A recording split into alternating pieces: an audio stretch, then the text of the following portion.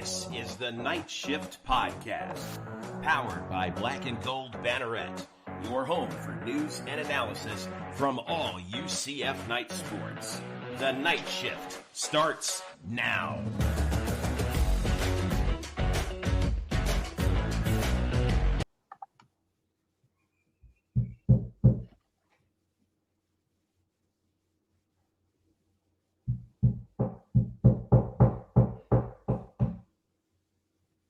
All right, welcome to this edition of Night Shift. Eric Lopez alongside Don Strouble. If you're with us on this show, you are definitely very loyal. I don't know what that background noise is, Don. But sorry, 1 second. A little construction going on. Let me just mute real quick. Well, construction, yeah, that's a good word to describe today. As UCF losing to Cincinnati, 19-13, the final score, as the Knights lose their third straight game, drop to 3-3. Coming up, we'll be joined by Kyle Nash and Bryson Turner, who is at the Bounce House. They're going to be catching, obviously, the post-game coverage. That's going to be very interesting post-game. This here's some of the comments that are said from head coach Gus Malzahn and the players.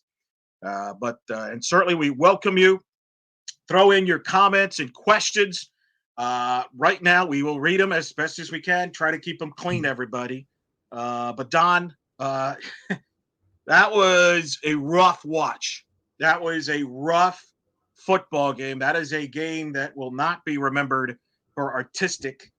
It was a rough, brutal game. I'm not sure either fan base, quite frankly, feels great about that game. Maybe Cincinnati fans just because they're glad they somehow won the game. But I don't think either team was really showed that they're anything great. But unfortunately for UCF, they have lost their third straight in a row. Offensive struggles, lots of questions with the quarterback changes. We will address that and much more coming up on this edition of Night Shift. Of course, you can follow us.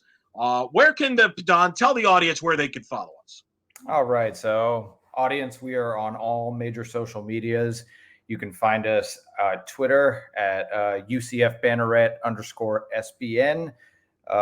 You can find us on Instagram at Black and Gold Banneret, same for Threads. And you can also find us on Facebook as well. All right, we're getting an echo right there, Don. So see if we can get that. I'm getting an echo from you. But Knights fall 19-13. The big story happened prior to the game, where the Knights decided to bench KJ Jefferson. They started EJ Colson, and of course ended up playing Jacurri Brown in the game. I'm curious to hear what people have to say about that decision. But Don, let me start with you.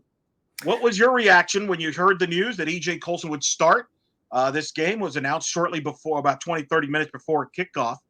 Your reaction to the move? Well, Elo, certainly it was a tough, unpredictable week for the state of Florida, and it was a tough and unpredictable week for the UCF Knights, it seems. This was kind of unexpected to me. I really thought that KJ Jefferson was going to get trotted out there again. I didn't expect such a significant change at the most important position in the sport to come so soon before game time. But I thought that EJ handled it with stride. I mean, we're talking about a kid who, unless I'm mistaken, is not even 18 years old yet. He's a true freshman, and he came out there, and while he didn't get a lot of opportunities, he showed composure and poise, in my opinion, until Jacurri Brown took over the game. And I think he's going to have a bright future. Hopefully it's with the Knights. We'll see. But I thought that it took a lot to put that trust in him, given his lack of experience, and he handled it as well as he could. I was surprised. I had started hearing some rumblings on Friday night that this could be a possibility. I certainly was not expecting both him and Jacurri Brown to play. That's what ended up happening. In fact, Jacurri Brown ended up getting the most snaps in the game, benching KJ Jefferson. I understand the decision. I would have waited another game. Mm-hmm. I felt this was a panic move to some extent. I understand on the broadcast they mentioned that Gus told the crew there that this was a move of trying to get a spark going, and I certainly understand that. And certainly KJ has not played well. But, Don, I think this game proved that the problems with this team and this offense is beyond just the quarterback position. there's a ton of problems with this team and this offense in particular that I think goes beyond the quarterback. And, I find that I'm just so fascinated. They start EJ Colson, but they bring Jacurri Brown, who's the more of the veteran, in relief. Now, on the broadcast, they mentioned that Colson had earned his way into the backup job, but yet it seems like Brown maybe it's a 1A, 1B situation. I just find that interesting. And now what do you do moving forward? You used up all these trump cards. Like, I don't know if you can go back to Jefferson. Who do you go with? Do you go with Jacurri Brown? I guess. This was a bizarre move. I'm still trying to digest these moves overall. And while there were some decent plays from Brown, and at times, you also saw the flaws, in particular there at the end where he took a sack. Some sacks at times where he shouldn't have. I think he tends to get out of the pocket quickly, kind of bails. The bottom line is, I thought it was a game too early. I would have tried to play Jefferson, who's been there, done that, but they didn't. And here we are. Didn't work. And that's the problem now. It didn't work. Yeah, you're right. It didn't work. And now you go and you face the heavy hitters of the Big 12 in Iowa State on the road next week, which is going to be an incredibly challenging game. And then you come back home for BYU the week after that. But yeah, I feel like we're in a situation where we're facing a 5-alarm fire with this team. It did feel like a move out of desperation. I agree with you, Elo. I would have given KJ at least one more run at it, given the experience, see if he has a chance to get himself back together. Now, I don't know where his confidence level is after being benched for this game and seeing that the result wasn't any better. I mean, second straight week in a row, offense can only muster 13 points. And while I think that Jacurri Brown showed promise and showed that he is a very good backup or could eventually become a starter, like you said, the issues with this team go beyond the quarterback position. I mean, we saw the 2 fumbles by Johnny Richardson. Who knows what those offensive series could have turned into if that didn't happen. I don't think we saw much of him, if at all, after those 2 fumbles. No. He was pretty much pulled at that point, it seemed. And they were facing a Cincinnati team that was strong through the air. I mean, Brendan Sorsby came into this game 12 touchdowns to only 1 interception, and they were able to force 2 picks on him in the first half. So it was looking promising. But once again, an anemic offense that faltered due to turnovers. I mean, getting pinned deep in their own territory and then getting forced into 3 and out, that didn't help anything. I mean, that ultimately led to Cincinnati's touchdown drive in the following series. And so what do you do when you're getting into the thick of this schedule? Because, Quadric last week, he said that he believes that this is still a team that can win the Big 12 championship. It's not looking that way. No, I mean, it's looking like, if anything, this team will be lucky to finish above 500 with the way the schedule looks moving forward and the way they're playing. I mean, they have 3 ranked opponents coming up to finish the year. This, you could argue on paper, was their best shot as far as winning a football game. They're probably going to be underdogs the rest of the way. Now, look, do I think they're going to lose out? I don't know about all that, but the bottom line is they're going to win. By the way, lots of chats and comments on our YouTube channel. So all you subscribers, thank you for that. We will read some of those. We should be also getting some comments on our our chat here in the StreamYard as well. Some of our Facebook. We're live on Facebook as well there. So you could give us some comments there. So I'm actually going to juggle some multiple tabs here because we're getting comments from everywhere, Don. We're getting it from everywhere. Kind of like Cincinnati blitzing on that last play where they go there. Offensive line, not very good. I mean, Cincinnati was able to get pass rush with a three-man front. That was discouraging. And the book is out, Don. Teams know, stop UCF's running game, make them beat you with the pass. The UCF running game has been contained, and they have not been able to answer that question, Don. Yeah, and no, I agree. It's easy to argue it went dark. Yeah, I know. I'm having all the technical difficulties today. Yeah, I had that problem last week, buddy. Yeah.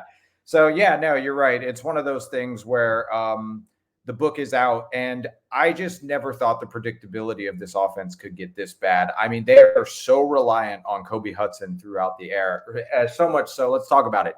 13 targets for him today, And he was good. 7 receptions, a $114 and a tud, but 13 targets. The next closest guy on that list was Javarius Johnson with 3. You cannot continue to just go to one guy. They have to find a way to get these other receivers. They have to scheme them open and get them involved, because if it's going to be the RJ Harvey and Kobe Hudson show with the quarterback carousel that's going on in Gus's program, this is a team that, yes, they might not lose out, but I can see the rest of the season being well below 500. Well, and then the question becomes, what do you do at the quarterback position? There'll be a lot of questions about that. What do you do moving forward? That remains to be seen. What would you do, Don, right now, having seen all the 3 guys? What would you do now? Who starts in Ames, Iowa next week against Iowa State? Well, if you're going to make a decision like you did today, you can't reverse course. I think that Jacurri Brown has to be the starter next week. And if things go haywire and start to go downhill quickly, maybe you bring KJ back into the fold. But Gus has never, at least not this season, benched a quarterback mid-game. He's always gone with KJ, even when KJ was struggling. And today's decision, while there were rumblings of it, was seemingly last minute. And I think that the best decision is to stick with Jacurri Brown, because, he had a nice game. He put together some nice numbers, 13 of 20 for 207 and that touchdown to Kobe. I think his mobility is better than KJ's. I think he has a quicker step, and he was finding some success on those crossing routes. You have to try to find a way to implement a game plan around that gets more people involved. But yeah, I'm sticking with Jacurri. You can't mess with this too much. You have to find some stability within this team. He seemed, at least it looked like the pace was quicker than it was with KJ. That's the one thing. I think Jacurri seems to be a quicker runner, faster runner at this point than KJ was. So I think that's part of the part. I agree. I think Jacurri will start. I'm curious what you do with EJ Colson, though. They started him. Do you continue to play him? He's probably your future. Do you play him? Do you play both? Do you just stick with Jacurri Brown? I think those are some things they're going to have to figure out, because I'll be honest with you, Don. I know this sounds really negative, but I'm to the point where I'm playing for next year. This year's over. You're not going to go anywhere this year. I'm not one that gets excited about bowl games at 7-5 or 6-6. So to me, one of the biggest goals, the things that UCF has to do this remainder of this year, they need to know who their starting quarterback is in 2025. And if that's EJ Colson, then you play him, in my view. Maybe you believe Jacurri Brown is the future. I'm not as sold on him. I saw him in Miami. I think you saw a lot of things. He did some nice things. He did some things he struggled. I think you saw some things that he did at Miami, quite frankly. Maybe you believe with some extra reps, maybe he could be the guy moving forward. But to me, that's the biggest decision now the rest of the year, in my opinion, Don. Yeah, that's a good point, Elo.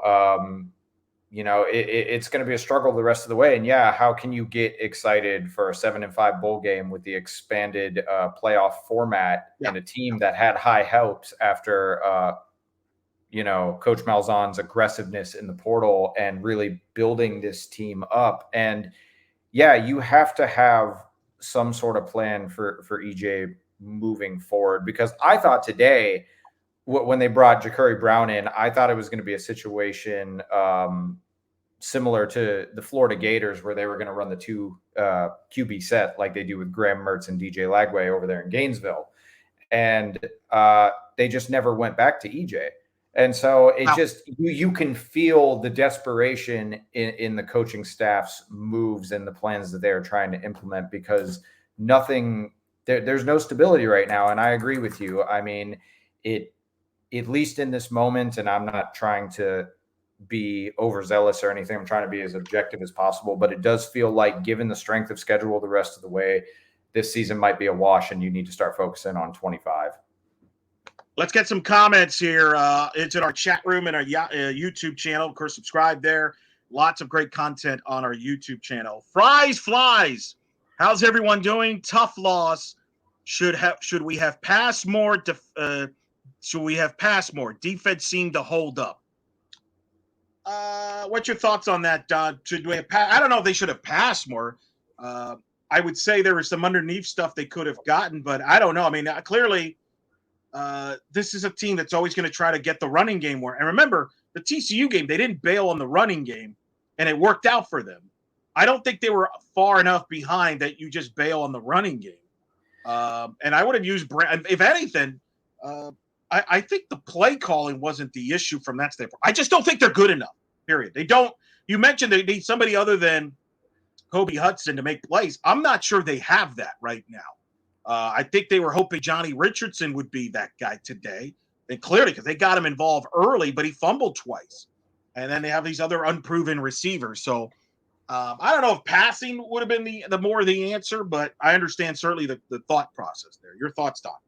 Yeah, well, firstly, Fries, welcome back. Thank you for being a consistent commenter and viewer of our show. We appreciate that. It's one of those things where I agree with you, Elo. Who else is going to be that person to step up if you're going to try to get the passing game ramped up? This is really where I feel the loss of Xavier Townsend is starting to rear its ugly head, because he was putting together a decent stretch of games on the receiving front, outside of his special teams responsibilities. But now he's gone, and it just feels so one-dimensional. So can you pass more? Yeah, but you need to scheme these other receivers open somehow and play to their strengths. I just refuse to believe that a team full of such veteran players and talent cannot involve more than one receiver. I would like to see more Trent Whittemore, to be honest with you. I mean, that was an incredibly athletic play he made against Colorado, and I know that everyone can pop off for one good play. I mean, Magwood today had his first reception of the season. Yeah, and the fourth down play, yeah. Yeah, and that was great. If that was a designed rollout, maybe that's the move, the kind of plays you want to start calling if you keep Brown at QB, because like I said just a little while ago, his mobility is nice and he seems to have a quicker step than KJ, though I do feel that both of them hold on to the ball too long and the offensive line is struggling, so it makes passing harder. Roger Greenberg, we went from 3-0 to 3-3 this season.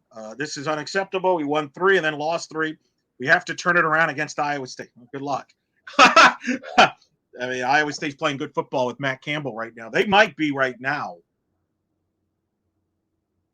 to play as we speak. They're among the favorites right now in the Big 12 picture. BYU beat Arizona last I checked, so they're going to remain undefeated. They come here in 2 weeks, Don. They do. So the next 2 weeks, UCF will be playing ranked teams. That's right. And then you've got an Arizona team that's been underwhelming with their new coaching changes there they had over the offseason, but they got talent there as well. Then you go to Arizona State, who just knocked off Utah last night. Dillingham's done a nice job turning that around, that program. And then you still got to go to West Virginia. You still host Utah. I mean, this was the thing that's disappointing. And you could say we kind of saw the first half of the schedule was the one that was the easiest part. And they come out of it 3-3. It was. And, yeah, I mean, the TCU loss feels like – or TCU win, I apologize. It feels like last season. And with every week that TCU loses or has lost, it feels less impressive, especially when the losses are piling up for UCF. And it's just, I don't know what happened, but I mean, yeah, you just can't feel that great with a win over an FCS school in which KJ struggled, an FBS school in Sam Houston, but certainly not Power 5. And then you beat one Big 12 opponent, and now you're below 500 in the division with 2 big dogs coming up. I mean, half of their remaining games are against top 20 opponents, if I'm not mistaken. So what do you do with it? Other comments here. Steven Gonzalez, please do not defend the play caller. I'm not defending anything. I just, at some point, we got to accept the fact. I don't think you have the horses. Yeah, no, I think and that's a shame because on paper it seemed like you did. But there's just. Did we though? Did we? Because I had questions about the depth of the wide receiving corps going into the season, and that was prior to Xavier Townsend bolting, right? That's a fair point. Offensive line, not as deep as last year, not as good as last year. I think that we'll get to see Kyle's thoughts. They're not as good. A lot of people were hoping the defense was better. Look, I think the defense played okay. They were fine today. They held them to 19 points. They kept them in the game. They created a couple turnovers.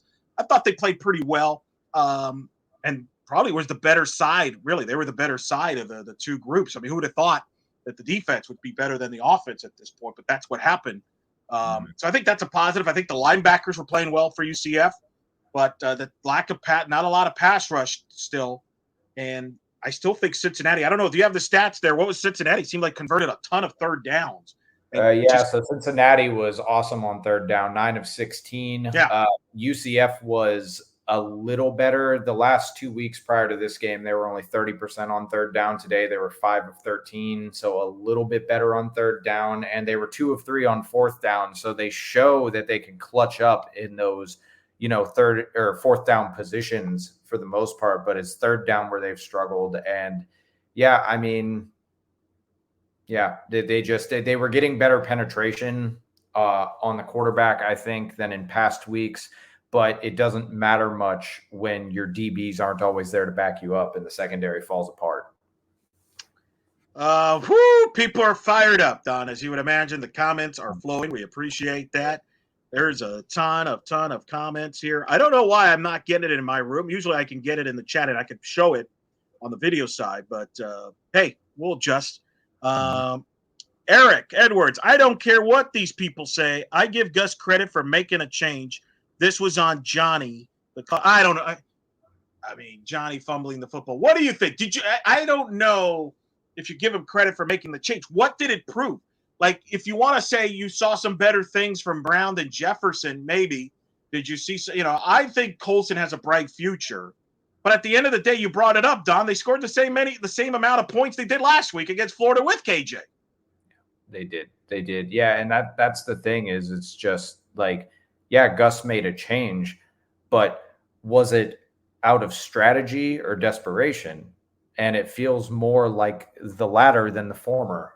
And that's where I just have trouble giving credit. Like, yes, you want to avoid complacency, but what did you just do for your 1-year rental quarterback who I'm guessing has quite the NIL contract? So, now you're in this QB carousel where it's like you're trying to bring up the young kid, the true freshman, EJ Colson. You've got Jacurri Brown, a veteran who just proved himself to be decent, played better than KJ has, but then you still got KJ. And so, yeah, I mean, he made a change. I wouldn't exactly credit it for him in my personal opinion, though.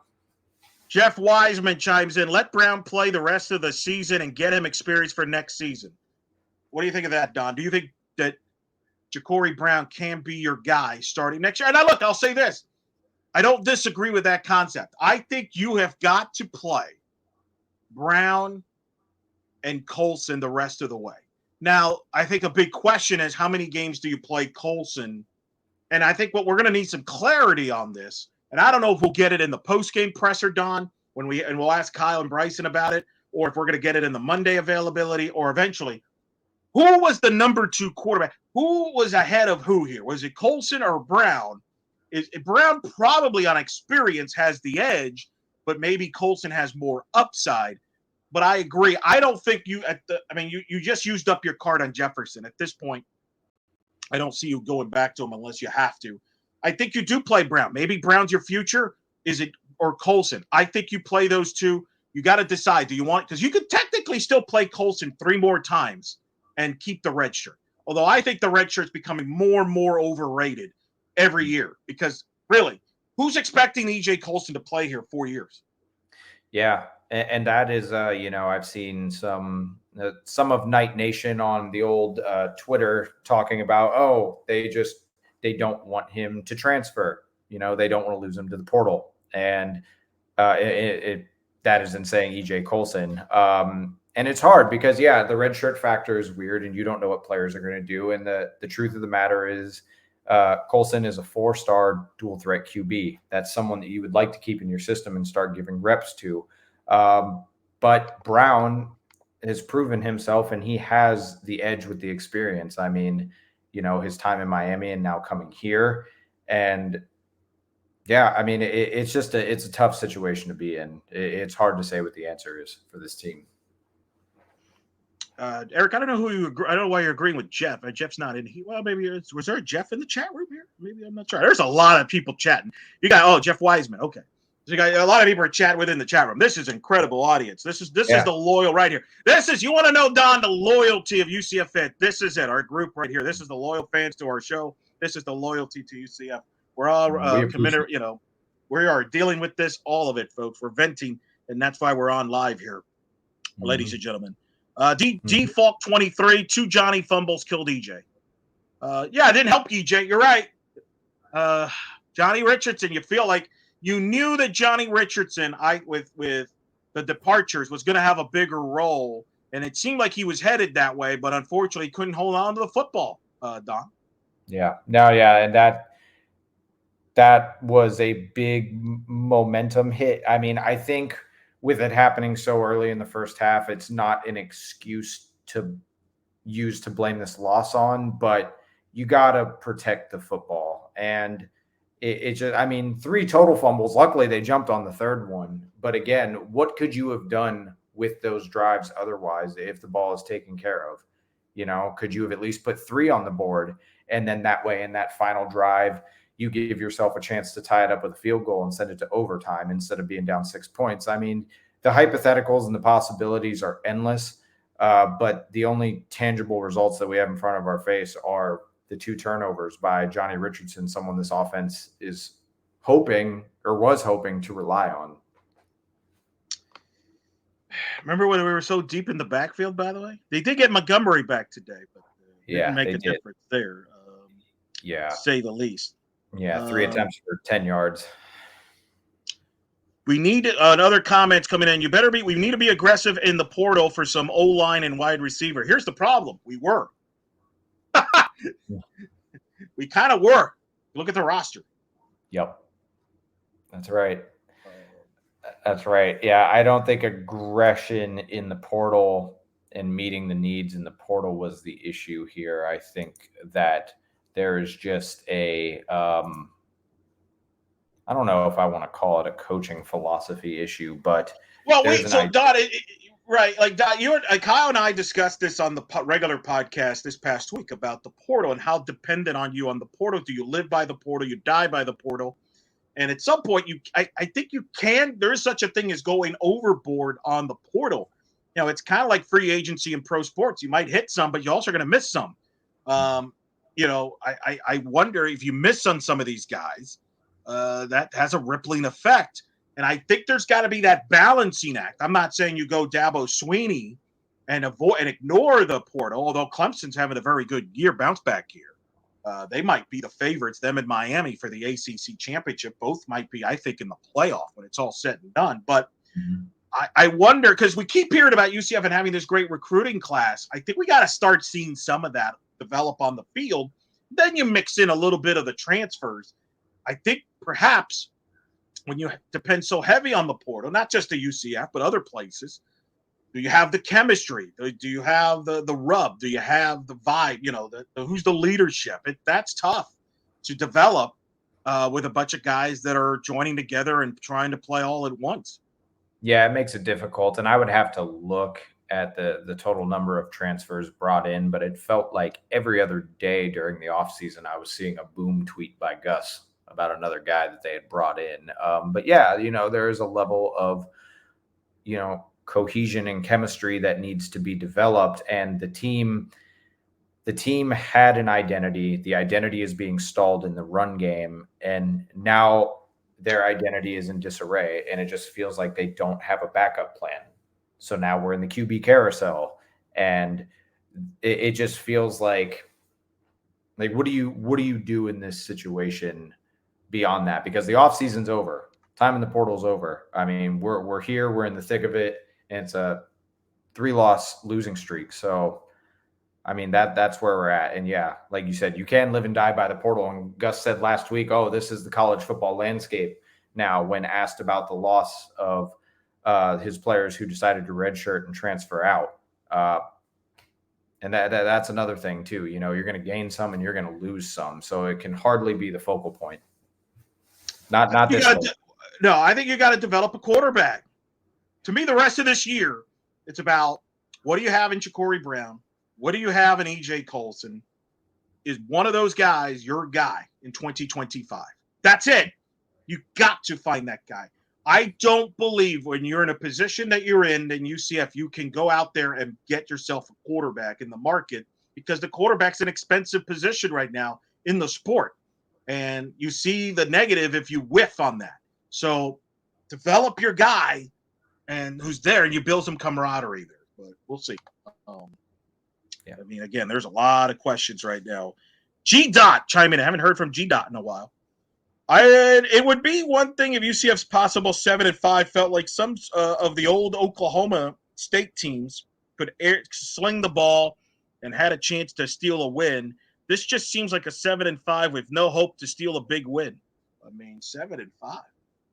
It's optimistic at this point. I don't know. What do you make of that, Don? Where are you with this team right now? I don't know if I see 7-5. I mean, so they've played. This was week 7, so they've played 6 games. You got 6 to go. Half of those opponents are heavy hitter, top 20 opponents in your conference. They play Utah on the road, right, Elo?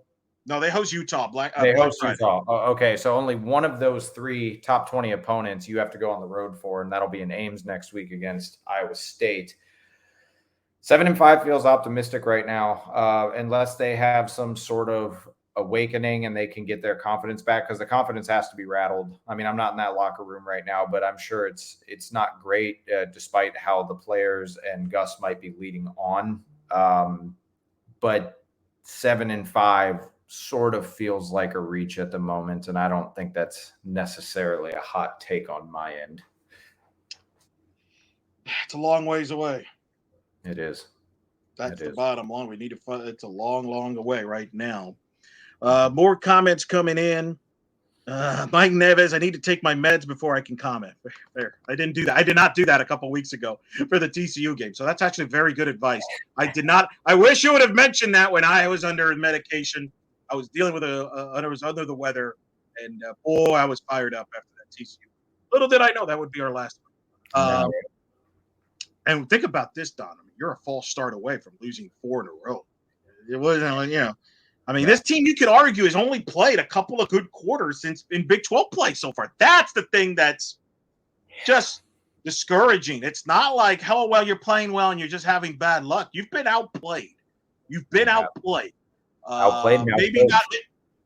Maybe not as soundly today, but that's because I don't think Cincinnati's any great shake. So wouldn't brag about that. And that's the disappointing thing. They are who they are at this point. And I don't know how this changes. I mean, you change the quarterback, you use that card. Maybe Jacurri Brown gets better. Maybe EJ Colson gets better.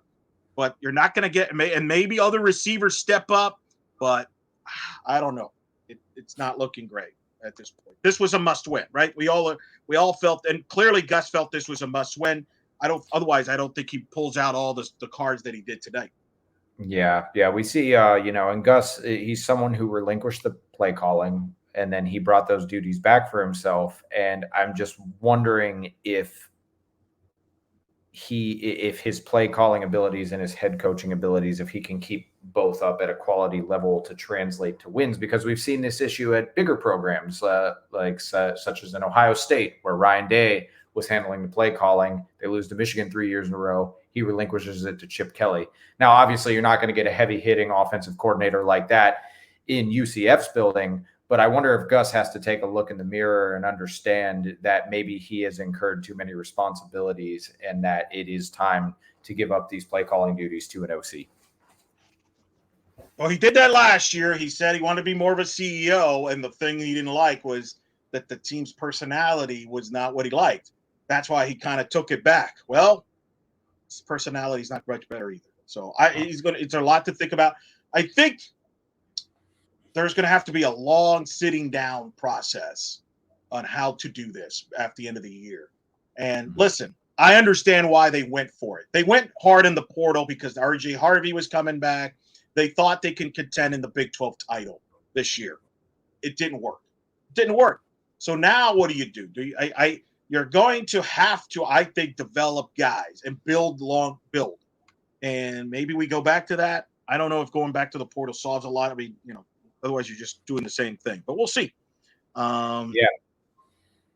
We'll see. A lot of people are making comments about giving up play calling. He's not giving it up right now. I don't believe so. But that is something he's going to have to consider. But I don't know. We'll see, man. That guy likes to call plays. And again, my bigger concern is this. You could have the best play caller there. Not sure we have the players. Yeah, it's true. And like you said, development from within is important. I mean, look at what the Michigan Wolverines did last year. Again, more of a recruiting powerhouse. Not the most exciting. Well, in Michigan, not the most exciting. It wasn't like they were playing wild, creative offense there. They just kind of no, it was old school. It was old school, run it down your throat football, and they had 4-year guys who had been there for the tenure of their college career, and Coach Harbaugh had built up that camaraderie and that cohesion with them, and it translated into a championship. Now, UCF is light years away from a national championship. They will be lucky again if they even finish above 500 this season and qualify for a bowl game. But yeah, I think that there is an important element to the in-house development that they need to start attacking, and a restructuring of the identity. T. Pennington coming in. We have no creativity in our offensive play calling this year. 5 wins max. We will never throw to anybody else. We got tight ends with good hands. We don't even look at them the entire. Listen, that whole tight end thing has been going on for years and decades. I don't know what to tell you. Every year it's the same thing. Oh, we've got this tight end. We got it. We could throw him, get him more involved in the offense, and then they never end up being part of the offense. Maybe Jordan Akins was the last. I think Pittman's pretty talented. Pittman had a big penalty early in that game. I think part of the problem is sometimes the tight end is helping block as well, but it's a fair criticism, the tight end not being used. Fair. I can't disagree. Yeah, it's definitely something that needs to be implemented better, because they have guys with plenty of size that can translate into physicality on this team. But again, it's like, what do you do with the horses that you got in the stable? And they have to find a way to implement it, because, I mean, to go 7-5, this team's going to have to go 4-2 the rest of the way. Do we really, everyone in the chat and Elo, see them going 4-2 the rest of the way when they have 3 big dogs that they have to play? It's a tall task. It's really a tall task. Give me some positives, Don. Give me some positives. Anything you like today. Anything. I'm not saying it's easy to find, but give me positives. Well, I mean, I think that Kobe Hudson is back. They struggled to find him last week against Florida. He was essentially a non-factor outside of, I think he had 2 receptions, a few targets, but it took them until well into the game to find him. So today he got back to being the primary threat and the star receiver that he is. Again, like I said earlier, I do believe that they're getting better at QB pressure. I think that Ted Roof has his defense in a good enough spot, about as good as where they're going to be, because, I mean, last week against Florida, they had 24 first half points, and then UCF shut them out in the second half. Could have been a winnable game. Today, I mean, they forced the turnovers on a Cincinnati team who, while the jury might be out on if they're truly a decent team or not, the fact of the matter is that Brendan Sorsby came in with 12 touchdowns and only 1 pick, and they forced him into 2 nice picks where the defense had to make athletic plays to make it happen. So not a lot of positives, Elo, but I do look at those couple things as a North Star, so to speak, in a dredge of a season so far. David Green, penalties hurt much more when you're not a very good team. Let me just say this. That was not a really well officiated game, but quite frankly, this game deserved to have a bad officiated game because it was a bad game in total. So that was weird, though. They couldn't figure out the clock. They had some clock management issues when they stopped the clock in that end of the first half when they weren't supposed to. But that was not really more on the officials. It was more on the clock operators. You had just weird calls, missed calls, but I don't know, man. It was bad. But you're right. I mean, there were some costly penalties at times against UCF, one where think about that last drive, Don, where they're moving the ball and then the false start, automatic 10-second demotion there because you have no timeouts left. So now you're, instead of 36 seconds, you're down to 26 seconds. boy, it just, yeah, the runoff there was brutal, and that's a great point, Elo, because I just spent a little bit of time giving my flowers to Kobe Hudson. That penalty was on him, right? Was it? I don't remember. I'm trying to. Okay, yeah, I'd have to double check. So don't quote me on that. Let's get a guy who's maybe paying attention a lot closer. He was on the field probably for that sequence there. Joining us now from Bounce House, Mr. Kyle Nash. Kyle Nash joining us from the Bounce House, fresh off the postgame coverage. Do you remember, was that on Kobe Hudson, that last penalty there in that last drive? Who was it on? Yeah, it was on Kobe as I saw it.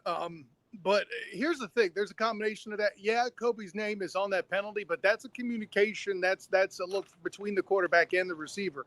Kobe's got to get back as quick as possible, get set, make sure he doesn't jump, and then the quarterback has to make sure he's set before he makes the ball move. So it's one of those things where that eye-to-eye contact has to happen. It's nonverbal. And obviously when you're with a younger guy that you haven't had a lot of time with, that's something that could be a thing. But I just got out of the post-game conference here where Kobe Hudson said outright he was comfortable with playing either E.J. Colson or Jacurri Brown. He was ready to catch the ball from whoever got it to him, was the way he put it there. And a lot of leadership. Listen, Kobe Hudson had said last year when the Knights were struggling that there was a lot of stuff that went by. He didn't feel like his voice was loud enough to go in and call guys out. This season, he said that anybody who still has negativity there in that locker room that's not willing to make the fight, to do what it takes to get better, he's going to call them out and basically, in so many words, and I'll quote him on this, pack your stuff. If you don't step your game up, if you don't still have a positive outlook to try to turn the season around, he doesn't want to deal with you, is essentially the message he's putting out. And he made some declarations in that post-game press conference that the attitude will change, that things will get better. And I think he acknowledges that the offense was the problem in this football game. All right, Kyle, let's get to it. E.J. Colson gets the start. KJ Jefferson gets benched. You and I spoke late Friday. We had started hearing some rumblings about Colson and maybe getting some first-team reps. Colson ends up getting the start. Jacurri Brown comes in, ends up playing the majority of the game. What did Gus Malzahn say about the quarterback situation of benching Jefferson and going with the move he did, starting Colson and also playing Brown? I mean, yeah, what he ended up saying was simply he was looking to start a spark. There was nothing really more elaborated with that. I did ask Kobe Hudson after game, though, what energy is different. He felt like it was generally the same offense with Jacurri Brown on the field, but he felt like Jacurri offered a little bit more speed, a little bit more ability to escape. What I'm hearing, Elo, is kind of echoes of preseason 2 years ago, right, when it was Mikey Keene versus JRP. And while anybody may have had feelings about Mikey Keene at the time being a better throw over the football, it was about JRP's explosiveness and escapability that made him the choice that we said there. Why do I relate that? Very simple.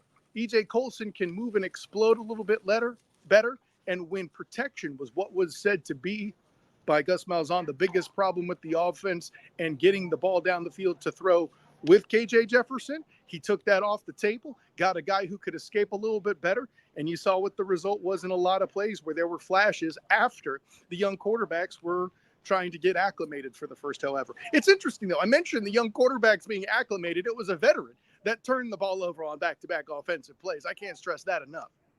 Yeah, Johnny Richardson, who was going to probably be more involved in the offense, two turnovers early was costly. The thing I don't understand, though, why start Colson and not Brown? And was there any clarification on that? Because on the broadcast, they mentioned that Colson had moved up to the backup job in recent weeks. But it seemed like Jacurri, and I can understand where Jacurri's the more experienced. He's gotten more reps. He played at Miami. Right. I can understand going with him, but what does that mean for E.J. Colson moving forward? Because to me, Kyle, here's the reality. And I know people are going to snicker. This season's over. And what are we? To me, okay. Well, I hope you don't say that too loud. I'd like people to come to more episodes of the Night Shift Live here. Okay, can we not pack up our own operation, Eric? Listen, the majority of the people in this chat basically says, I don't care about this rest of the season. What I care about is who's going to be the starting quarterback next year, and you need to find that out the rest of the year, whether it's Jacurri Brown or E.J. Colson. Well, and again, as we told people regularly with these sort of things, that body may still not yet be in the room, right?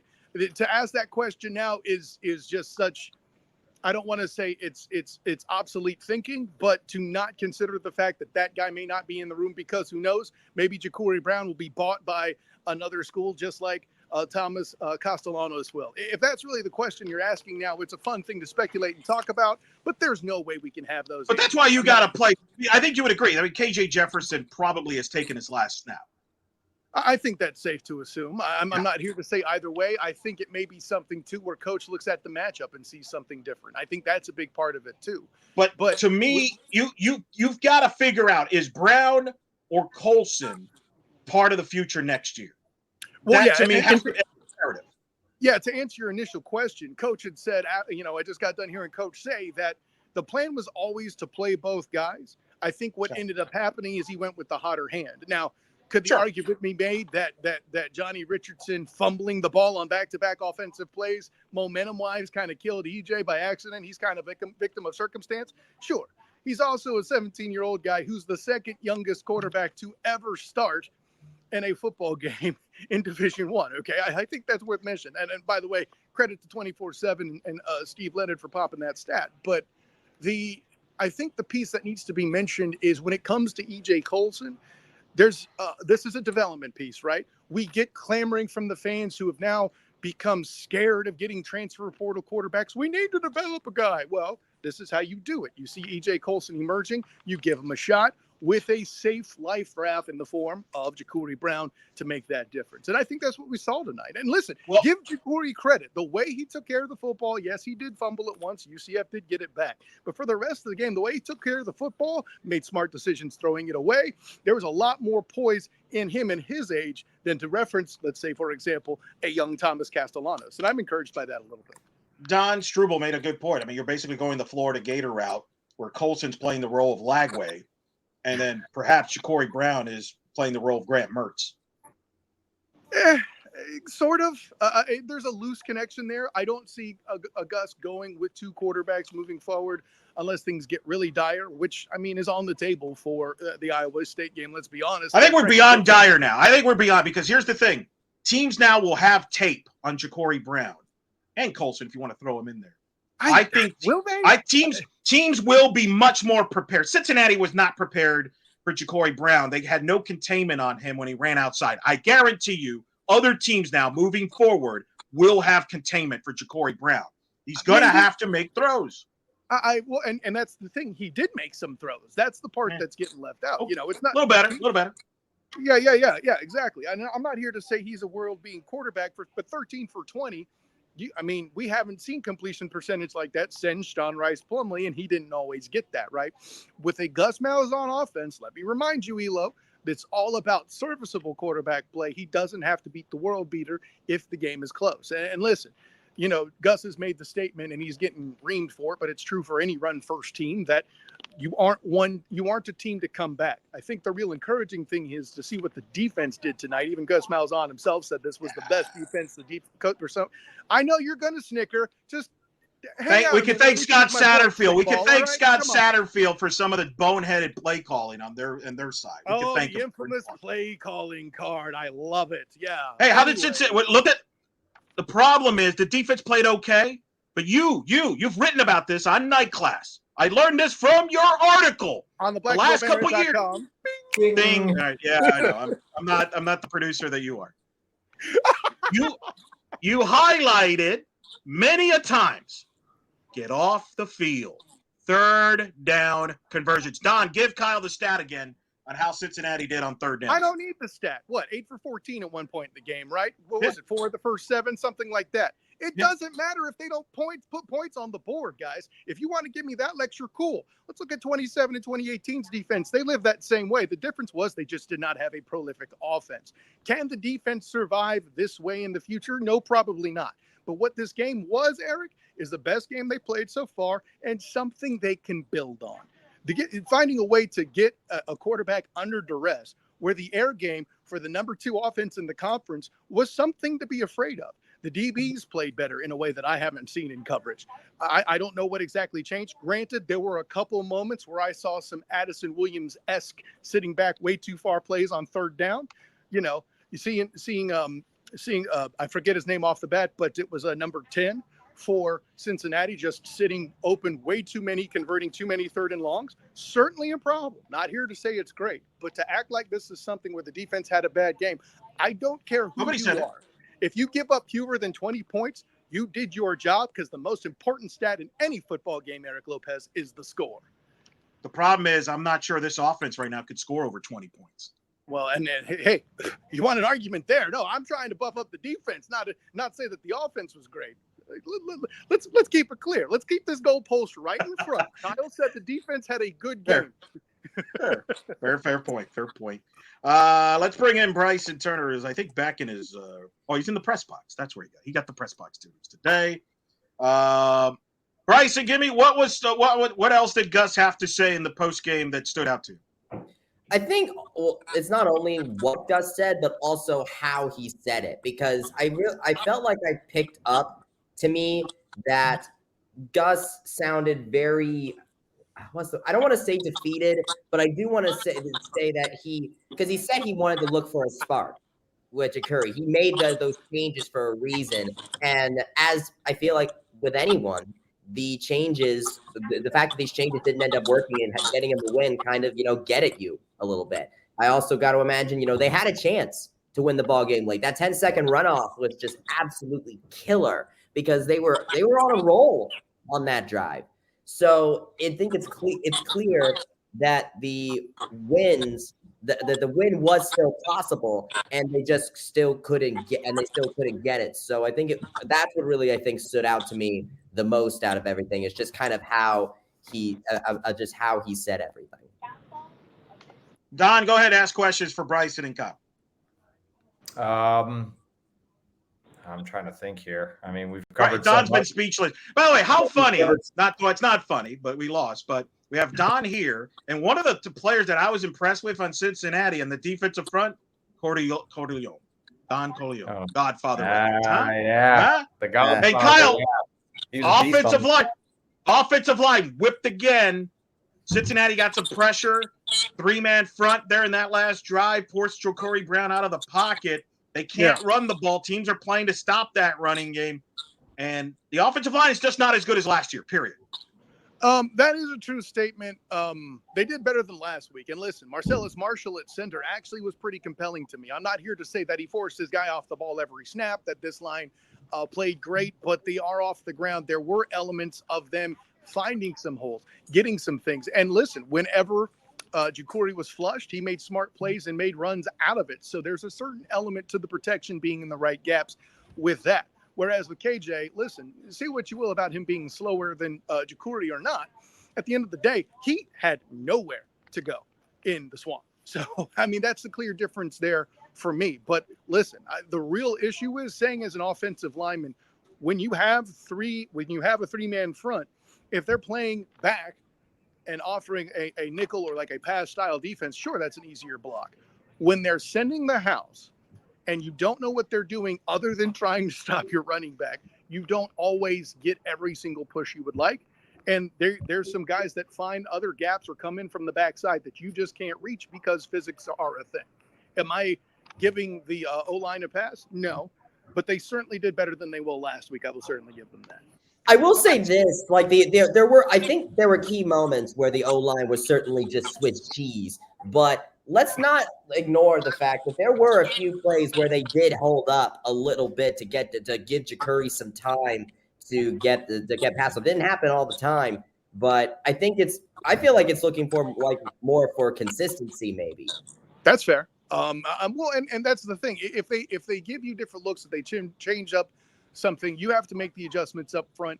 And when you have a different starter at center and a different starter at quarterback, those physics are difficult. You're going to have some mishmashes. There's going to be sometimes the wrong call is made in that situation. There's nothing you can do about it. The best thing we could say, guys, is this is one they have under their belt. The optimistic thing would be to say that they improve and maybe put out a better product next week against Iowa State. Though, as you've stated correctly, Eric, that is a much more talented group up front. I agree with you 100% on that. Plus, I don't know who's going to be your playmaker outside of Kobe Hudson. They try to make it Johnny Richardson, but he couldn't hold on to the ball. I'm not sure who that is. Now, a couple guys stepped up, but Magwood made his first catch of the year and things like that. But crazy catch, by the way. Very fortunate, but I mean, teams are not scared of this offense. It's a very limited offense right now, for whatever the reason. And it's interesting now. You're going to go on the road. Teams are going to have tape on you, and you're going to have the crowd against you. So we'll see what adjustments they make there. But can they find a way to get back to the running game? But they may have to get some completions early to open up the running game. They're going to have to figure something out here, guys. Jacurri did a really good job today. Like Gus talked about how good Jacurri did a really good job in the RPO game. And I almost feel like that this is what KJ Jefferson should have been. I think. I know we kind of brought up JRP a little bit, and sure, but this is the type of quarterback that this is why Gus went after in the transfer portal. This type of stuff that Jacurri is able to do with the ball is the stuff we wanted KJ to do. Now, obviously, you're going to have tape on him and whatnot, but I mean, if anything, I feel like we're overselling the tape thing, guys. It's one game, okay? Like, how much can you really learn from 20 pass attempts? Yeah, I'm with you, Elo. They should probably contain the outside, but guess what?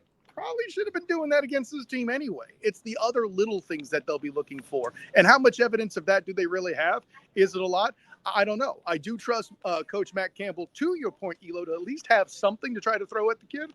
But let's not act like that everything's out there, that they got a full season of tape and it's there ready to go. It's not like New Hampshire, him coming in late in garbage time is accurate tape to read from either, okay? Let's dial back the tape thing, though.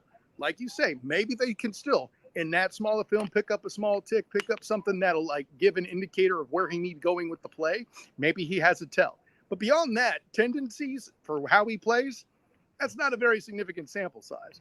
Well, I'm sure they'll double cover Kobe Hudson, though. I mean, there's a lot more samples of that. 22 pass attempts, 13 targets were Kobe Hudson targets. Gus said it. They have a great room of receivers, but you got to spread the ball out a little more. That's, I think, the biggest advice I could give Jacurri at this point. RJ obviously is a good dump off option, but you need Javarius Johnson, Chauncey Maurer, Jacoby Jones, Trent Whittemore. Someone needs to step up. Trent almost did on a catch. It just ended up not working. Chauncey stepped up really well. I mean, hopefully he could get some more time, maybe, but. I'll back Eric. I'll play the Eric Lopez role on this one, Bryson. You say a great receiver room. I don't know that that's the correct adjective. Well, I'm quoting Gus here, okay? So you're criticizing Gus. Oh, no.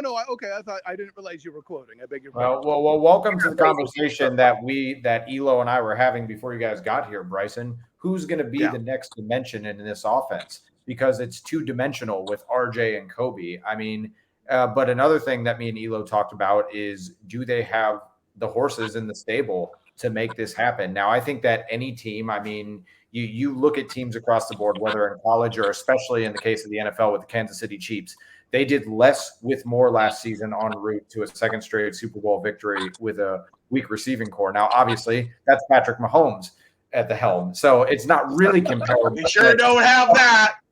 From a smaller sample size, can someone else get involved? Because over 50% of your targets cannot go to the same guy. I mean, there's a level of predictability here that's just getting too easy to read. And fellas, 6 games left. Half of those are against top 20 opponents, the big dogs of the Big 12. Yeah, no, it's not anybody doing anybody favors. My response to your question, Don, would be the disappearance of Randy Pittman. I see him making a lot of great blocks and doing things from the tight end spot, but I would wonder. I mean, I haven't. I'll put it this way. If the film is showing that he's getting covered up quick, I would be surprised, because I don't think teams are generally looking for him or for a throw to the tight end out of this offense. It does not happen very much. No, so if you wanted to throw a wrench in whatever film is out there, I think using the tight end might throw some dudes off. Other people have made that comment here tonight. Where is the tight end? Get him involved. I agree. I concur. I don't, again, is some of that maybe he's helping on the blocking scheme? Who knows? But listen, he's definitely how many years blocks? I'll give him that credit. And that's the problem. How many years have we talked about using the tight end more? I mean, this goes pre-Gus, right? I mean, it's for whatever reason. This is Alec Holler questions. No, you're right. I agree. I agree with Bryson on this. I think I mentioned earlier, I think you're playing for 2025 here the rest of the way. To me, you need to find out who your quarterback is. You also need to find out who's your receivers you can depend on next year, to Bryson's point. Because play the kids. Somebody get open, prove yourself. It's wide open. You're almost treating this like it's a wide open competition the rest of the way, because really your season's done. Like I don't want to hear about, well, we're gonna try to be bowl eligible. Who gives a flip? Well, Nobody should care about it. Not in this era. Not in this era. Hold on. If you're trying to recruit for next year, you want to give me a break with that. How did that help out last year? Did that recruiting help out in the Gasparilla Bowl? Give me a break. Come on. If you're gonna ask the question and wait for the answer, Lopez, do better. What I'm saying is, if you want that extra recruiting time, getting a bowl game is the way to do it. Maybe it didn't work last year, but you got to get it from somewhere. If things are as desperate as you would have us imply, Sultan. There's also the fact that you want to make sure you keep that bowl game streak alive, because when you make a bowl game, when you make a bowl game, you're at least not awful. Like, think about Rutgers. Are you kidding me? Imagine how people in that feels after not going to bowls forever. Mediocrity is defined by these bowl games. Are you kidding me? Especially, nobody cares. Especially in the expanded not win anything. I mean, we're not winning anything. We're trying to look. I understand that we got to play the kids and whatnot, because I said this at the beginning of the season that this was an opportunity. Looking into the season on paper, this looked like an opportunity for UCF to maybe try for a Big 12 title game. Clearly, that did not work. And now Gus is just trying to find the spark to just win games at this point down the road. I actually said this in the Florida game. Strike 1, Colorado. Strike 2, Florida. Strike 3. Yeah, that's it. Well, that's the thing is, we talk about, getting a bowl game. Yeah, it would be good for recruitment. But Bryson, are these G5 aspirations or Power 5 aspirations? Because last I checked, UCF is in the Big 12. They're a Power 5 school. Oh, well, we're 2 years into a power conference. We should obviously be winning at these points. Come on, guys. Yes. Everybody else is. BYU Kyle is absolutely right. Kyle is absolutely right. Look, BYU, first of all, is independent, so they're in a little bit of a different situation than we are. Second thing is the fact that we are going into this with a G5 roster, all that stuff, transfer portal, blah, blah, blah. Gus clearly tried to compete. He tried to be Power 5 aspiration right away, and look where that got him. So, well, here's where I'll come in with this. And you mentioned BYU as a fair point, Elo. They obviously didn't have a quarterback bought from UCF's locker room that necessitated KJ Jefferson being bought in, right? Who's the guy that you believe Gus would have been starting if he had his way right now? It's not KJ Jefferson. He had to go purchase him late. Who was it, Eric? He's at BC now, if you need to complete the circle. It was Thomas Castellanos. BYU was able to hold on to their guy, was able to do what they needed to do with their roster turnover. It's little things like that where it's not the mistake I think we're making with this conversation is it's not any just one thing, guys. We had to strike out last year with trying to repair the defense with transfers. Didn't go the way we'd like. One of the worst run defenses in the nation. That part's at least been recovered. Quarterback, we rolled the same die. KJ Jefferson hasn't been delivering, so now we're going to the pantry.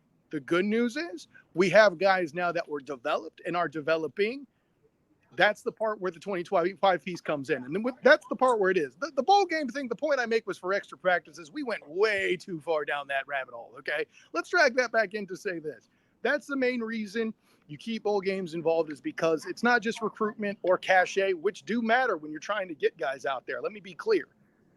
I don't like it any more than you do, Eric, even though I'm the guy who covers bowl games and enjoys doing it. I get it. I'm weird. The sport has basically put bowl games on the ground by expanding the playoff. They're telling you it doesn't matter. That's the problem. That it's not what it used to be anymore. Maybe it's not, but they're still recruiting tools. Trust me, they make more of a difference than you give credit. I'm not saying that they're the value that they used to have. That's a separate conversation. Well, let me ask you this: hold on. You're the guy who keeps telling me I need to make it to the Rose Bowl one day. Oh, well, yeah. I mean, if the sport doesn't stop spitting on it. Let me ask you this. If the bowl game is so important, BYU missed the bowl game. Why are they so much better this year? If the bowl game is so much, they didn't make a bowl game last year. I answered that. It's resources. Well, having guys that they resources. Everybody has resources. All right. So, Elo, you want me to ask? Hold on. You've seen the graphs, Elo. You know how much less money UCF has than the rest of the conference, man. Come on now. If you're going to spend money on this team, though. They spend money on this team. Let's not act like they didn't. But it's still lower than the rest of the conference, Eric. Oh, Maybe so. Hey, Maybe so. Bryson, back off. The point's been made. Let him hang himself. Don, what do All you right. got? Well, here's the thing. So Elo wanted me to ask you guys a question earlier when you got in, and I didn't have anything at the time. Well, now I do. Bryson, Kyle, should Gus relinquish play calling and focus on being Gus the recruiter? I know he had. I know he went back to that position to pick up play calling again. It simply has not worked. It's not working. The offense is predictable and stagnant. What do you do? Okay. What would you have a play call change be that can actually make? You can't do it in the middle of the season. I should clarify going into next season, depending on how the rest of the year plays out. Well, and this is the part, Bryson, I'll hand you the ball after this, but like this is what kills me is you have a veteran fifth year guy fumble the ball on back-to-back offensive plays, and then to get in a spark, you have two young quarterbacks, the oldest of which is a redshirt sophomore.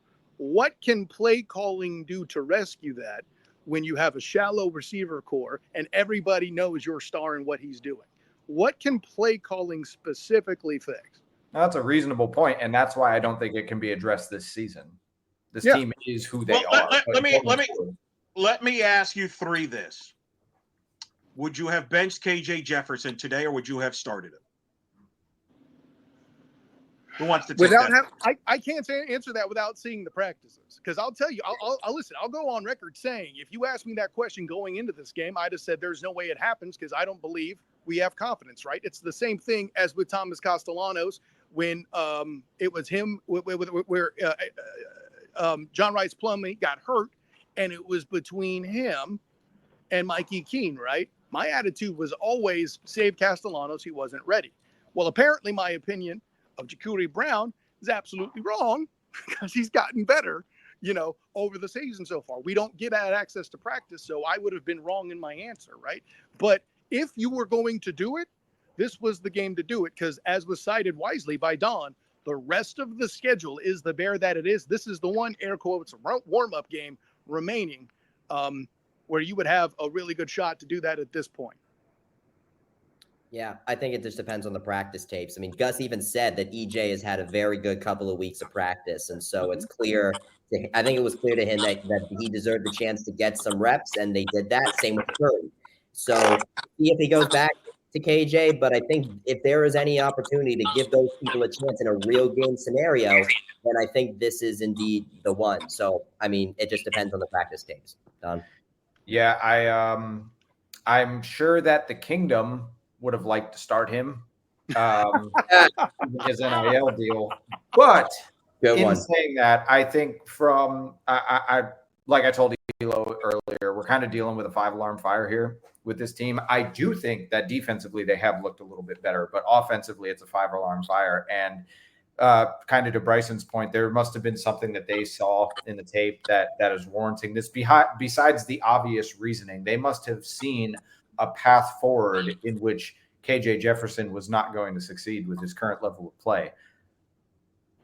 And that's before the big dogs in the conference. Last one for Kyle, because I want to get him going so he could write through a night class that, boy, I can't wait for those grades.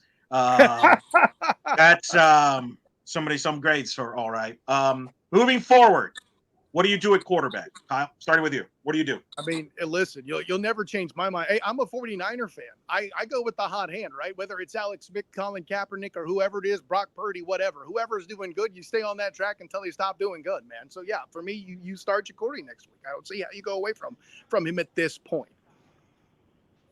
So this is interesting. I actually think that they should go with a KJ Jacurri kind of thing, kind of like how Jacurri and EJ were this today, because I think Colson, yes, you want to get him some time, but I do want to make sure he redshirts, because having him redshirt would definitely be a very good asset for the. Well, all right, let's pause on that. Let's put a pin on that for a second. So I want to let Kyle go, so he can write the article. Because I don't want him to suffer through more football. And he's got to get up early for another bad football team in the Jaguars and that nonsense in about 12 hours. Transfer Sports Network, Bing. Kyle, tell the audience about the night what you got going to have put up on blackandgoldbanneret.com later tonight. Yeah, so with night class, definitely have to evaluate all the sources made. What worked with the spark, what obviously didn't, besides the scoreboard, and whether or not we're truly in 5-alarm fire territory, how that looks like, what the focus should be, any of that. But also, what we saw from this game, and we haven't even touched special teams, gentlemen, of all the various different faces. The only guy that's the same is Mitch McCarthy. I mean, he had a good game. He did have a very good game, and all of that and more will be addressed on tonight's episode of Night Class, which you can find on the blackandgoldbanneret.com. Bing! So, guys, an honor, joy, and privilege to jump aboard. Elo, man, always fun doing my thing with the Sultan of Stickball. And hey, listen, I talked to Coach Johnny Dawkins on the sideline. He's excited for Media Day coming up. I can tell you that for a fact, my friend. So you have that to look forward to as well. I know. Amen. I know Don's chomping at the bit to jump in. More stuff with the Black and Gold Banneret and the Black and Gold Banneret YouTube channel. Bing! That you'll see from him. Donnie Docs doing the thing. Since we're mentioning Donnie's with, particular name, with particular names of a particular genre. Don and Corleone. So, fellas, with that in mind, an honor, joy, and privilege. And until next time, class dismissed. All right, that's Kyle Nash on the field there at the bounce house. He's going to work on his recap. All right. Continue your point, Bryce, because you're bringing up the quarterback moving forward. What to do with the quarterback position. So you're saying split Jacurri with who? KJ. Why would you bring KJ back? Mostly because, one, get your money's worth, because KJ's already burned his red shirt at this point. And the other thing is, I think you want to save EJ's red shirt. Maybe you bring EJ in for a few more games, but because you want to have more years with him. You really believe he's going to play here 4 years? I think it's certainly possible. I disagree. In today's landscape, to depend on a guy to stay for 4 years, I wouldn't make a decision based on that. Now, if you're telling me he's not ready, that's different. I mean, today hasn't shown me he's ready yet. He only attempted one pass. So to me, I don't think he's ready yet, and so you need a red shirt. Maybe you play him for a few more games and then you decide, because he does have, I believe, a couple of more games on his red shirt to do that with. But in my opinion, for long-term scenario, I think you have Jacurri as kind of the 1A to KJ's 1B, because say KJ is able to get things going again and does better in practice again, then more power for UCF to have in the quarterback department. But Jacurri is clearly having the hot hand right now, and so if you could only do one quarterback, he's the guy going forward. But Gus has played multiple quarterbacks in games before he did tonight, so I feel like that if you want to save EJ's red shirt because it's not ready yet, then you just slot KJ in there. Don, what would you want to see? To be honest with you, we see this in the NFL a lot. Starting quarterbacks lose their jobs and they don't get them back. And KJ has not played well enough to warrant keeping his position. I understand getting your money's worth, Bryson, but at the same time, I feel like you need to put your stock into your guys that are going to be here next year and beyond. And if you want to hold on to an EJ Colson, which I partly believe, and I don't want to stoke the flames of uncertainty, rather, because I don't know anything about this. This is just my personal opinion. Is there a chance that EJ could have been looking towards the door already, and they don't want to lose it? Right, yeah. Right. Only he and his team know that. Yeah, I would keep Brown and possibly Colson. I think that KJ was always going to be a 1-year rental. We're halfway through the year. It hasn't worked out. It's only tougher opponents ahead, and I hardly see him playing any better against top 20 Utah, BYU, or Iowa State next week in Ames than he would against a struggling Florida Gators team with a bad defense. Yeah, I think once you pulled the cord, you can't go back. You got to commit. Bar an injury. Right. And now, and again, whether you want to play, you want to make a bowl, don't make a bowl. To me, the priority is get yourself in a better position for 2025. And one of the ways you do that is to find out, do you have your starting quarterback in 2025 on this roster? Is that Jacurri Brown? Is that EJ Colson? I think you play both. You could still play Colson in 3 more games. If you decide he's better than that, than Jacurri, then so be it. I think you play both. I think if you're gonna play 2 quarterbacks, I would play those 2, what you did today. Kind of like what Florida's doing with Lagway and Mertz. Otherwise, if you go with one guy, I think you do go with Jacurri Brown, because I do think Jacurri Brown showed he was faster than KJ at this point.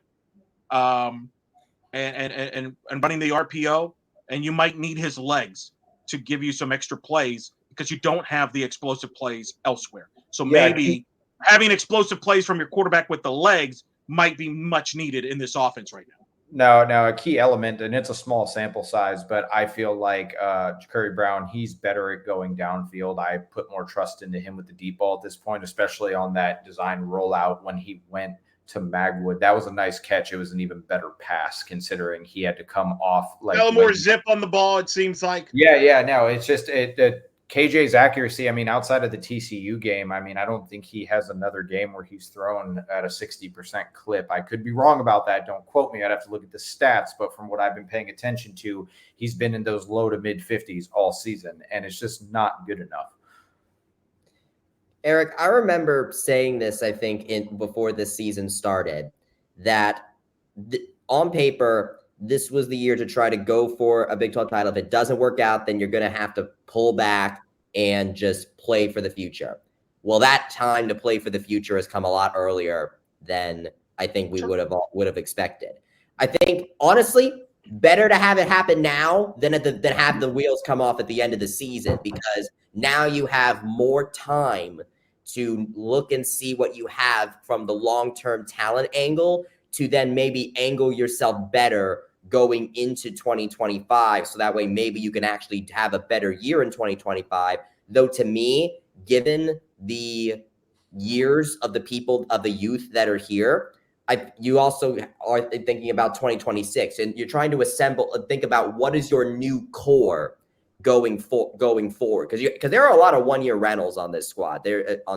So I think there's a lot of taking time to now really assemble that core for 2025, maybe even 2026, and so that way you can prepare them for that reality going forward. And I'm not saying you don't use the portal. I think there's a balancing act, and it's not just UCF. I think everybody's trying to figure out in the sport about that, finding that right mix of adding guys in the portal and adding guys from your recruiting. And I think I don't think you can go heavy 40, 50 guys. Now, look, at Arizona State, they did that. It's working a little bit. Wasn't the criticism on Deion Sanders that he's too transfer portal dependent? Now, again, Mike Norvell, I think, is the poster boy for this. It worked in 2023. It has not worked, and then some in 2024. And the problem is when you miss, you really are going to cover for bear. So I think the answer is the top teams to see them have figured out is find a balance. Like, people want to make a point about BYU having resources. Yes, but they've developed players. Now they've added a quarterback. They've added some pieces. I think that's the answer is you add the portal, add to the nucleus. And I think that's what you're referring to, Bryson. And I kind of concur, which is why, to me, the rest of the year, you play the young guys. You play the young receivers. Find out what you got and who steps up and who is that core going into 25. You're going to have another freshman class coming in, and then you go to the portal and add some pieces. But I don't think the answer is to go back to the portal and go 50, 60, whatever, however numbers you want to say. There's got to be a nucleus there they got to figure out. And if you can get a quarterback out of this roster into next year, then you don't have to go to the portal and spend money, which for a quarterback, which is going to cost you money because that's a very expensive position to get. And that, if you're telling me UCF can't compete with that, I don't disagree with that, then you need to develop your guy because you're not going to compete against the big teams like Ohio States of the world to get top talent. Oh yeah, and keep in mind also, this is just for the offense. I mean, the defense is a completely other factor because at least the defense is actually showing some promise. The problem is the offense isn't really meeting them right now. But you have people like Braden Marshall, who's definitely Braden Marshall and all that. But you really want to try to, I think, because it's a lot harder, I think, on defense to figure this out. And that's what I kind of noticed with UCF football is that it seems like the offense and the defense have just never really been able to kind of meet each other right at the top. Either one's working and one isn't, or both of them stink. And so even looking at this, I mean, I'm seeing the transfers like Sheldon Arnold, Nigel Lee Kelly, all these different ones. And I believe a lot of them, Deshaun Pace, Ethan Barr, are one-year rentals. What do you do on that side of the ball when you're trying to play for the future, because obviously maybe that's just practice, and they're just going to have to go for the practice tapes, and then we'll see what happens in the fifth year guys. But everything we talked about before is just offense. So going in defense, I think that's an even harder scenario. And then of course, special teams, well, we already see Grant Red. So that's where I think Gus at this stage and age in his career, he needs to focus on Gus the recruiter, because those very valid points you bring up, Bryson. He's a good recruiter, right? He's a good recruiter. He is a good recruiter. But when you have the responsibility of play calling and recruiting, and you're not like you're a newcomer to Power 5, you're not a blue blood program that just kind of recruits itself and recruits on its own. It takes that extra effort. And I just feel like it would be in everyone's best interest if he brought an OC into the room to help him out, so he could focus solely on recruiting to make sure that both sides of the ball are properly addressed. Well, but remember how Gus talked about how he relinquished play calling before, and then he took it back. It's not to psychoanalyze here, but it seems to me that Gus really is about being in control in some ways. Like, he's very particular about things. He wants to play call. And when he's not, it's like if a play call didn't work and Gus didn't call that play, then he'd be like, oh man, I probably would have called this. I probably would do it. Like if you want something done right, you got to do it yourself, kind of thing. And so that's I think the problem is that can Gus even do that? And that's where I think a lot of the fan base needs to recalibrate what they really see with this team, because people have warned us, you got to take the good with the bad with Gus. And I think this is the part of it. We need that right now at this stage in the UCF program journey.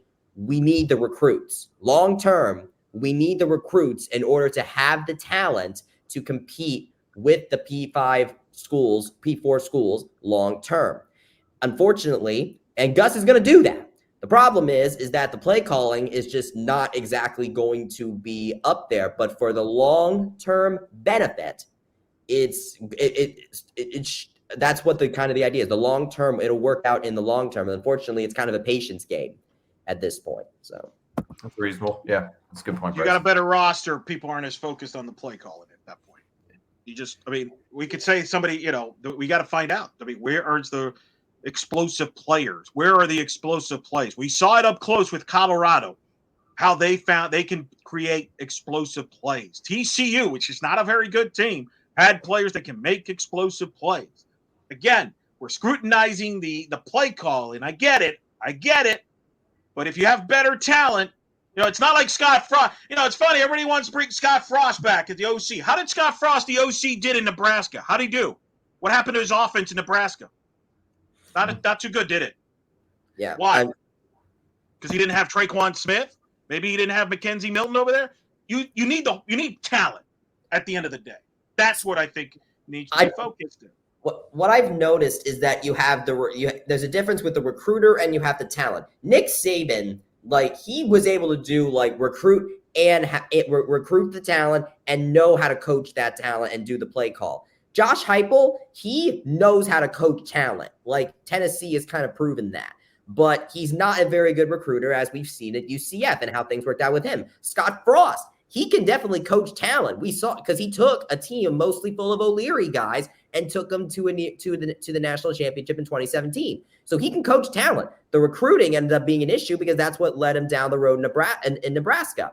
So it's all about trying to find someone who's really good at both. But the problem is obviously those are the best coaches, and those are very hard to find. And so in the end, you have to choose what kind of coach you need at this given junction. And like when UCF hired Josh Heupel, they were coming off of the national championship, so they needed a coach because the talent was already there. They just needed someone to coach that talent. That's what Josh Heupel did. Then going into the Big 12, they needed recruits. They needed the talent to build up. You need a recruiter. So that's where you get Gus. And so Gus is going to end up doing his thing, getting talent, and then next time, whatever the next coach is going to be, it's probably going to be more of a play caller, though you definitely want to make sure you have the recruiting element here. But right now we have to focus on the recruiting, and that's what Gus does. We'll see. Long ways to go. We got only a couple minutes. Let's start wrapping this up. We can only go around the horn, so many times with the same old, same old. The bottom line is they're 3-3. They will go to Iowa State next Saturday night in Ames, Iowa. The Cyclones are playing as we speak. I believe they're playing West Virginia. Then after that, BYU and their fan base will be coming to the Bounce House in 2 weeks. We'll get the kickoff time on Monday for that game. And then Arizona comes here. Arizona just got thumped by BYU. BYU's undefeated. You could argue right now the top teams in the Big 12, at least two of the top contenders for the Big 12 title game, UCF will get to play next 2 weeks in Iowa State and BYU guys. So, but then again, right, this is the same program that beat Oklahoma State last year. So when, can they rally the troops and get an upset win? Sure. But yeah, man, that was some painful football to watch. That was rough. Yeah. It's been pain the last couple of weeks, but in the end, I mean, now at this point, like I said, with the 3 strikes, now that the strike 3 has been hit and it's out, it's almost kind of freeing in a way, because now you've kind of free yourself from the relief of expectations. At this point, you're looking at the future. You'd love to win. You definitely would love to do that, but it almost is like it releases some of the stress in some ways, at least if you see progress. And I think if you see progress in certain positions, the quarterback, the receivers, do we see progress as the season develops, or do we see the same inconsistencies? I think will define how people feel on a weekly basis. Trust me. I don't know, man. It was rough. There's no other words to put it. Yeah, that's the general consensus here, I think, between us and our audience. Yeah, so we'll see what happens. We'll be back on next Saturday night, primetime, against Iowa State. We'll be on.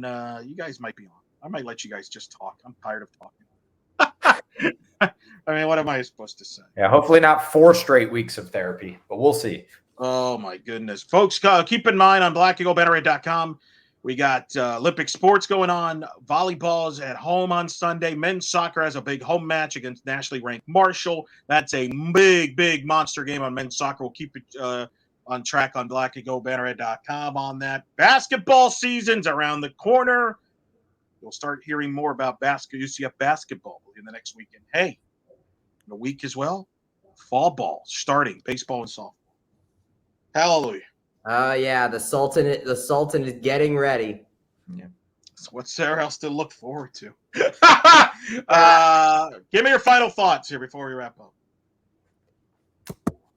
The expectations have released at this point. I'm a new person. I'm just released myself to where I'm just following this team just to see how it all goes. We're looking for progress going forward. Was this painful? Very much so. Could have had it at the end. Defense did it as best as they could have. But in the end, I think this team has really showed that this year just isn't the year if you're looking for Big 12 championship. So now it's just about, we now know that we got to kind of look more to the future. And now that we actually know what we're doing, I feel like we can actually adjust our expectations accordingly. Yep. The building is burning. It's time to put out the flame. But before you grab the hoses, take a look in the mirror and realize what needs to be done to keep from starting up any more fires and finish out the season in the best way possible. Yeah, a good win akin to the Oklahoma State blowout of last season would do wonders for this team, especially if they get to knock out arguably the top team in the Big 12 right now in Ames next weekend. But until then, yeah, a lot of soul searching needs to be done in the days leading up to that, and they need to come out better. All right, last thoughts. First of all, I'm just happy we're doing a show, guys. I'll be honest with you. 3-4 days ago, I wasn't sure we were going to be doing a show me talking too. about a game. So we're all grateful. Be all grateful. Hopefully everybody's doing okay. If you're watching this and listening to this, I know you're not feeling good about the game itself, but I think the big picture of life, considering the last week and what has transpired with Hurricane Milton, hopefully you're doing okay, because there's a lot of people that are not. I know a lot of people that are not. So let's keep that just thoughts on with those people as they have a much more serious recovery and timetable ahead of them than some football game on Saturday. That said, we hope we provided entertainment, distraction a little bit, as well as obviously information on this football game and the coverage. Keep it on blackandgoldbanneret.com. Kyle Nash will have his article there. We'll have a ton of stuff. I'm sure we'll have photos. We'll have it all. We'll have it on all the social media platforms. We'll be on here. We're going to be on, win or lose. We'll be on every game after every game. I might just let Bryson and Don talk next week with Kyle. I don't know. I may just take the show off. I need just a break a little bit. But that's when UCF will take on Iowa State next Saturday night. Kickoff, I believe, 7:30-ish, I want to say. So it's a Fox game there. So we'll have the crew there to do the live show. We'll do a live show there and every other game. And then basketball coverage, men's and women's, will be around the corner. We'll have media day coming up for UCF. We'll have coverage of that. We'll get you set for the big basketball season. We'll have some basketball previews coming up in a few weeks. Believe it or not, folks, the Big 12 schedule's out with start times and everything. Nobody's talked about it. Of course, we were a little distracted, obviously, for obvious reasons this week. But check all that out. We'll discuss all that. We'll have a regular podcast back. Jeffrey's back. He's back from wherever he went, which was a cruise. What a time to go on a cruise, right as the hurricanes come. Should be fun. Good crowds, right, Bryson? Good crowd. Oh yeah, I mean, but the final attendance number came out at 42,611. So I mean, hey, I took a walk through campus and saw the tailgating action. Memory Mall was closed for recruiting. I mean, the fact that a hurricane just came through here and the amount of people that showed up like they did I was pretty impressed. I was not expecting the whole place to be full. I think it Well, and a lot of credit to people that couldn't make it to the game, gave away tickets to other people that could go to the game, and credit to everybody involved for making that happen. Yeah.